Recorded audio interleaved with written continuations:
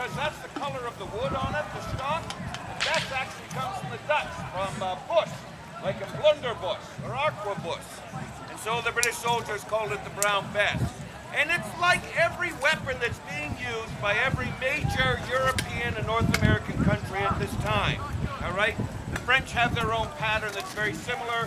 So do the Prussians, the Russians, the Austrians, and of course the United States as well. And it's all about this. This is called the flintlock. All right? And the reason they call it a flintlock is this little piece right here, called the hammer, actually locks down a piece of flint. And it's the action of this flint hitting this piece of metal here that causes sparks. And that's what starts the whole thing off. So what you're going to be doing when you're loading one of these, first of all, they're using a paper cartridge at this time. And I'll show you one. This is what it looks like.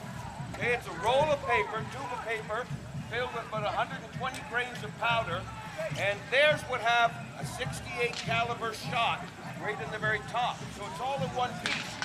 And the idea behind this was that you flip this back, expose this little indentation inside called the pan, you rip this off, you pour powder into the pan, and then you flip that over. And that actually holds that powder in, so you can move your weapon all over the place and it doesn't fall out. Okay? Then next, what you do is you cast the weapon aside, and you take what you have left here, which of course is your paper cartridge, the powder in the ball. It goes down the barrel, and then you remove your ramrod, and you ram that all tightly. And then you put your weapon as if to fire, you cock it back. When you pull the trigger, this flies forward, hits this piece of metal, causing a shower of sparks to ignite that powder inside. That goes through a little hole here, called the vent. That sets off the main charge inside the barrel, and the musket ball goes out the end, hopefully.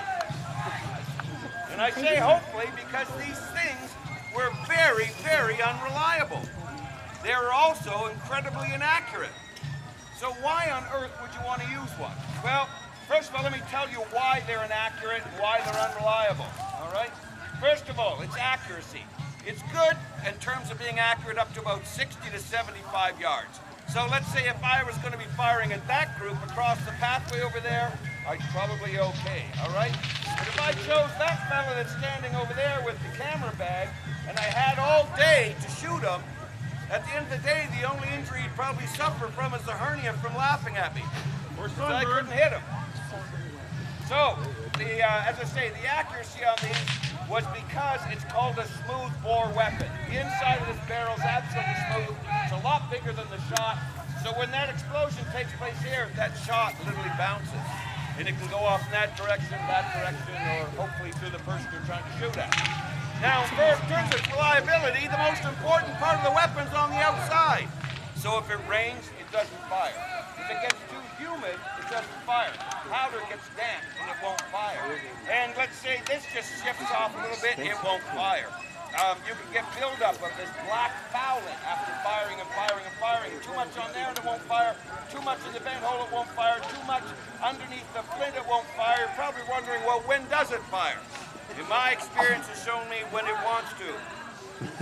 And that's about 70% of the time. So that means for every 10 shots you make, 3 of them don't fire. So now the British Army buy these by the thousand because it's an affordable weapon they can mass produce. So how do you get around not having these things fired 30% of the time? They come up with all the other armies at this time, something called linear tactics. That's you get everybody stand in one line and everybody fires at the same time. So if you have 1,000 men and a 30% misfire rate, that's still 700 pieces of lead going across that battlefield like a sign. All right? So that's how they make it work. And they get very fancy with it as well. You can take those 1,000 men, divide them into companies of 100. And you have your first company fire, then your next company fire, then your next company fire, then your next company fire. By the time you get to the end of that line, this company is loaded and ready to fire again. And that is called consistent rate of fire.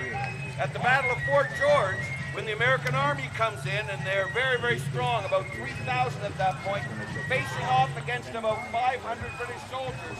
And there's an American general who writes in his journal that the lines of battle were 8 yards apart. That's from me to that back line right there, so they could look each other right in the eye. And he said for 15 minutes, there was consistent rate of fire. That means there's lead in the air going back and forth for 15 minutes. So not surprisingly, a lot of the injuries of that day happened at that time. So what I'm going to do is I'm going to take this up here on the bastion, and I'm going to show you how it's fired. The first time I will show you what the moves are that I'm making and explain why they did it, and then the second time I'll try and go as quickly as possible. If you're on the infantry, you were expected to fire this 4 times in a minute. It's one of the reasons they chose it. Rapid rate of fire.